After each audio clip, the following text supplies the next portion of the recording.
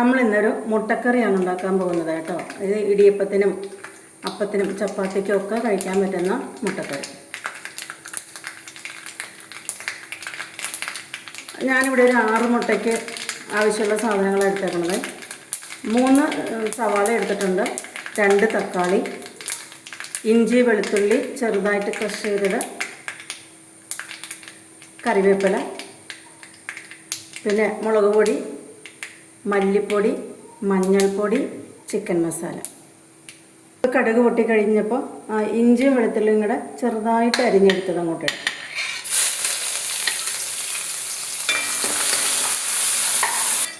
ഇനി നമുക്ക് സവാള അരിഞ്ഞത് ചേർക്കാം. ചെറുതായിട്ട് ഇങ്ങനെ ക്രഷ് ചെയ്തെടുത്ത് കേട്ടോ.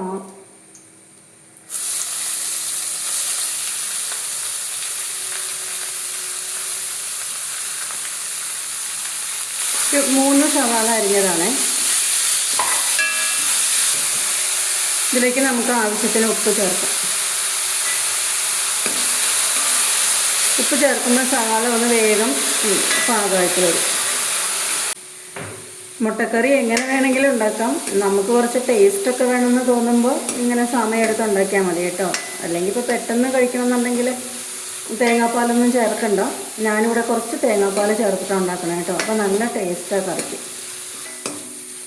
നമുക്കിങ്ങനെ സവാള വഴറ്റി കറി വയ്ക്കുമ്പോഴേ ഒത്തിരി എണ്ണയൊന്നും ഒഴിക്കണ്ട കേട്ടോ. ഒത്തിരി എണ്ണ ഒഴിച്ചാൽ നമുക്കത് കൊഴുപ്പ് നല്ലതല്ലല്ലോ. കുറച്ചൊക്കെ എണ്ണ ഒഴിച്ചാൽ മതി. ഇത് പാകമായിട്ടുണ്ട് കേട്ടോ. ഏതാണ്ട് ബ്രൗൺ കളറായി വന്നിട്ടുണ്ട്. ഇനി നമുക്കിതിലേക്ക് മസാല ചേർക്കാം. അപ്പോൾ ഞാൻ നോക്കിയേ, ഇത് 1 സ്പൂൺ മുളക് പൊടി, 2 സ്പൂൺ ചിക്കൻ മസാല, കുറച്ച് മഞ്ഞൾപ്പൊടി, പിന്നെ 2 സ്പൂൺ മല്ലിപ്പൊടി. ഇത് ചേർത്ത് കുറച്ച് വെള്ളം ഒഴിച്ച് മിക്സ് ചെയ്തതാണ് കേട്ടോ. അത് ഞാനിപ്പോൾ ഇതിലേക്ക് ഒഴിക്കും. അതിപ്പോൾ ഇങ്ങനെ കുറച്ചിങ്ങനെ ചട്ടിയിൽ നിന്ന് ഇങ്ങനെ മാറ്റി വെച്ചിട്ട് ഒഴിക്കാം. ഇത് ശരിയായിട്ട് ഇത് നമുക്ക് ഒഴിച്ചതിന് ശേഷം തക്കാളി ചേർത്താൽ മതി.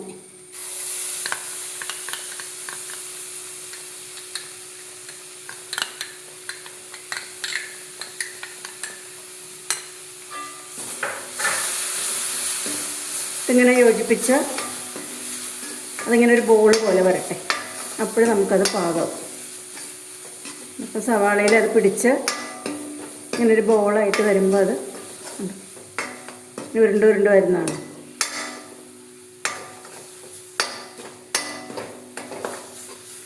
പിന്നെ എല്ലാത്തിനും കൂടെ നല്ലൊരു സ്മെല്ല് വരും നമുക്ക്.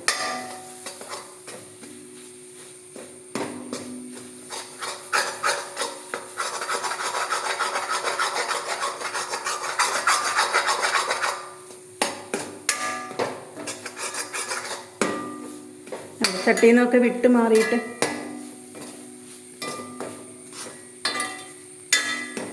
ചട്ടിയിൽ നിന്ന് വിട്ട് മാറി ചട്ടിയിൽ പിടിക്കാതെ വരുന്നുണ്ടല്ലോ. ഉണ്ട്.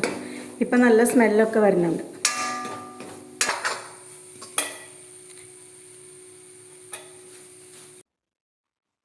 ഇങ്ങനെ ബോളായിട്ട് വന്നു കഴിയുമ്പോൾ നമുക്കിനി തക്കാളി ചേർക്കാം.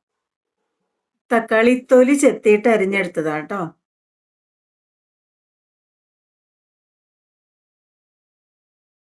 കുറച്ച് അടി പിടിക്കാതെ ഇങ്ങനെ ഒരു തുള്ളി വെള്ളം അങ്ങനെ ഒഴിച്ചിട്ട് മൂടി വയ്ക്കും. തീ സിമ്മിലിടണം കേട്ടോ.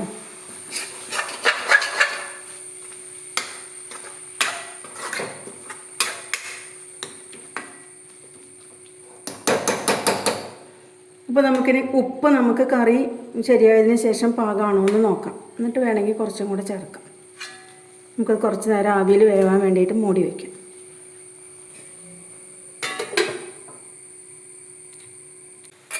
ഇടയ്ക്ക് തുറന്ന് നോക്കണം കേട്ടോ, അത് പാകമായോന്ന്.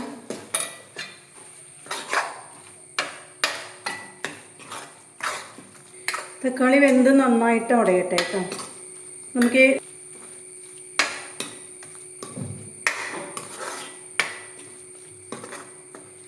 തക്കാളിയൊക്കെ നന്നായിട്ട് വെന്ത് ഉടഞ്ഞിട്ടുണ്ട്. ഇനി നമുക്ക് തേങ്ങാപ്പാൽ ചേർക്കാം. ആവശ്യത്തിന് ചാറാക്കാം കേട്ടോ. ഞാനൊരു ഏതാണ്ട് അരമുറി തേങ്ങ എടുത്ത് മിക്സിയിൽ അരച്ച് പാലെടുത്തതാണ് കേട്ടോ.